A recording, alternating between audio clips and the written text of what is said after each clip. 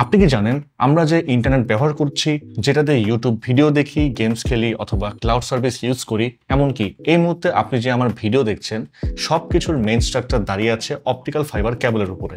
এখনকার ইন্টারনেট কেবলগুলো মূলত তৈরি হয় সলিড গ্লাস কোর দিয়ে।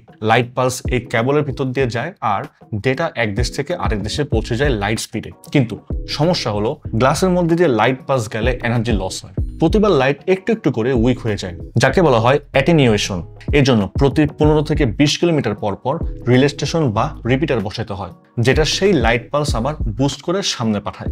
এটা যেমন এক্সপেন্সিভ, তেমনি অনেক বেশি এনার্জি কনজিউম করে। আচ্ছা, এবার ভাবুন তো যদি এমন একটা টেকনোলজি আসতো যেখানে গ্লাসের ভেতর দিয়ে নয় বরং এয়ারের ভেতর দিয়ে লাইট পালস ট্রাভেল করতো, তাহলে লাইট পালস অনেক ফাস্ট হয়ে যেত, অনেক কম এনার্জি লস হতো আর কম রিলে স্টেশন দিয়ে পুরো পৃথিবী জুড়ে আলট্রা ফাস্ট ইন্টারনেট চালানো যেত। কি শুনতে কি সায়েন্স ফিকশন লাগছে, তাই না?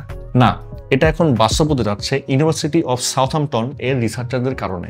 তারা তৈরি করেছে এক নতুন ধরনের অপটিক্যাল ফাইবার যার নাম হলো কোর ফাইবার, যেখানে লাইট ট্রাভেল করছে বাতাসের ভেতর দিয়ে। আচ্ছা চলেন একটু সহজে আলোচনা করি। প্রথমে বুঝে নিই আজকে আমরা যে ইন্টারনেট ব্যবহার করি সেটা আসলে কিভাবে ট্রান্সমিশন হয়। একটা অপটিক্যাল ফাইবারের মেইন পার্ট হচ্ছে কোর, একদম মাঝখানে গ্লাস যেটার ভেতর দিয়ে আলো যায়। ক্ল্যাডিং, চারপাশের লেয়ার যেটা লাইটকে কোরের ভেতরে রিফ্লেক্ট করে রাখে। বাফার কোটিং, বাহিরের প্রোটেকশন। লাইটের ফোর্স গ্লাসের মধ্যে অনেকটা কমে যায়। ভ্যাকুয়াম স্পেসে লাইট পাস হয় 3 লক্ষ কিলোমিটার সেকেন্ড স্পিডে, কিন্তু গ্লাসে গেলে সেটা প্রায় 45% স্লো হয়ে যায়। তাছাড়া গ্লাসে থাকা মলিকুলগুলোর কারণে সিগন্যাল ধীরে ধীরে উইক হয়ে পড়ে, এজন্য রিপিটার বসানো বাধ্যতামূলক হয়ে যায়। এখন হলো ফাইবার কিভাবে আলাদা, যেটা ইউনিভার্সিটি অফ সাউথহ্যাম্পটনের রিসার্চাররা ইনভেন্ট করেছেন। তারা বলেছেন গ্লাসের বদলে যদি লাইটকে এয়ার চ্যানেল দিয়ে চালানো যায় তাহলে অনেক বেনিফিটস পাওয়া যাবে। প্রথমত 45% বেশি স্পিড, কারণ লাইট বাতাসের মধ্যে অনেক ফাস্ট মুভ করতে পারে। লো এনার্জি লস, ফলে রিপিটার কম লাগবে। 33 কিলোমিটার দূরত্ব পর্যন্ত লাইট অর্ধেক পাওয়ার ধরে রাখতে পারে, যেটা গ্লাস ফাইবারে 15 থেকে 20 কিলোমিটার পরে অর্ধেক হয়ে যায়। আছে 1000 গুণ ট্রান্সমিশন পাওয়ার, প্রচলিত ফাইবারের তুলনায় অনেক বেশি ডেটা ক্যারি করতে পারে। একদম quantum communication ready, single photon pulse পর্যন্ত হ্যান্ডেল করতে পারে। এবার বলি হলো ফাইবারের স্ট্রাকচার কেমন। এটা আসলে অনেক মজার। হলো ফাইবারের ভেতরে গ্লাস দিয়ে কোনো সলিড কোর বানানো হয়নি, বরং ছোট ছোট এয়ার চ্যানেল তৈরি করা হয়েছে। এর ভেতরে থাকে 5টা ছোট সিলিন্ডার, প্রতিটা সিলিন্ডারের ভেতরে থাকে আরো 2টি নেস্টেড সিলিন্ডার। সবগুলো সিলিন্ডার আবার এক বড় সিলিন্ডারের চারপাশে বসানো। এই কমপ্লেক্স স্ট্রাকচারটা এনশিওর করে যে লাইট বাইরে লিক না হয়ে ভেতরে গাইডেড হয়ে থাকে, ফলে লাইট পালস অনেক লং ডিস্টেন্স পাড়ি দেয় পাওয়ার লস ছাড়াই।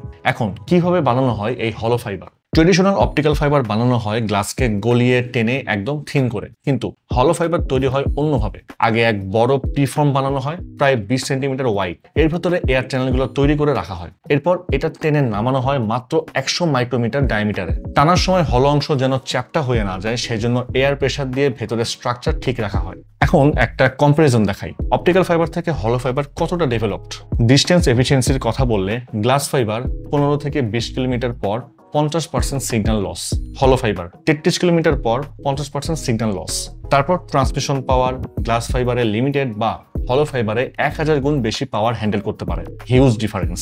ওয়েভলেন্থ রেঞ্জের ক্ষেত্রে গ্লাস ফাইবারে লিমিটেড রেঞ্জ, বাট হলো ফাইবার ভিজিবল লাইট থেকে ইনফ্রারেড পর্যন্ত ওয়াইড রেঞ্জ হ্যান্ডেল করতে পারে। তো বুঝতে পারছেন হলো ফাইবার আসার পরে ইন্টারনেট স্পিড কোন লেভেলে চলে যাবে। এখন হলো ফাইবার শুধু ইন্টারনেটের জন্য না, ভবিষ্যতে কোয়ান্টাম কমিউনিকেশনের জন্য কিন্তু গেম চেঞ্জার। কারণ কোয়ান্টাম কমিউনিকেশনে ব্যবহার করা হয় সিঙ্গেল ফোটন পালস, যা গ্লাস ফাইবারে সাধারণত সিগন্যাল লস হয়ে যায়, কিন্তু হলো ফাইবার একে সহজেই ক্যারি করতে পারে। মানে একদিন হয়তো এই টেকনোলজি দিয়ে কোয়ান্টাম ইন্টারনেট বানানো হবে। এই হলো ফাইবার বানাচ্ছে লিউমিনিসিটি নামের এক কোম্পানি, যেটা ইউনিভার্সিটি অফ সাউথহ্যাম্পটন থেকে স্পিন অফ হয়েছে। 2022 সালে কিন্তু মাইক্রোসফট এই কোম্পানিকে কিনে ফেলেছে। মানে বড় টেক জায়ান্টরা বুঝে ফেলেছে যে এই টেকনোলজি আগামী দিনের ইন্টারনেট রেভলিউশন ঘটাতে পারে। এখন এই হলো ফাইবার ব্যাপকভাবে ব্যবহার করলে ভবিষ্যতে ইন্টারনেটে কেমন প্রভাব পড়বে? প্রথমত, ইন্টারনেটের খরচ আরো কমবে, অনেক ফাস্ট স্পিডের ডেটা ট্রান্সমিশন পসিবল হবে, কম সার্ভার বিল্ডিং বা রিপিটার স্টেশনের প্রয়োজন হবে। আর যেমনটা বললাম, কোয়ান্টাম কমিউনিকেশন পসিবল হবে। কোয়ান্টাম ইন্টারনেট কিন্তু খুব দ্রুত চলে আসতে পারে। Cloud computing, AI, data centre আরো ফাস্ট হবে। তো মোট কথা, আমরা আজকে যে ইন্টারনেট ব্যবহার করছি সেটা আমাদের কাছে অনেক ফাস্ট মনে হলেও ভবিষ্যতের তুলনায় এটা একেবারে শিশু।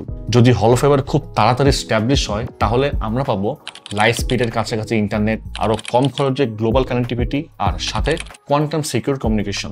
এই কথা দিয়ে আজকের ভিডিও শেষ করছি। আশা করি আপনাদের ভিডিওটি ভালো লেগেছে। যদি ভিডিও ভালো লাগে অবশ্যই শেয়ার করতে ভুলবেন না, আর যে কোনো কোয়েরি থাকলে অবশ্যই কমেন্ট করবেন। আজ চলে যাচ্ছি, দেখা হবে পরে কোনো ভিডিওতে নতুন কোনো টপিক নিয়ে। সে পর্যন্ত ভালো থাকুন, সুস্থ থাকুন।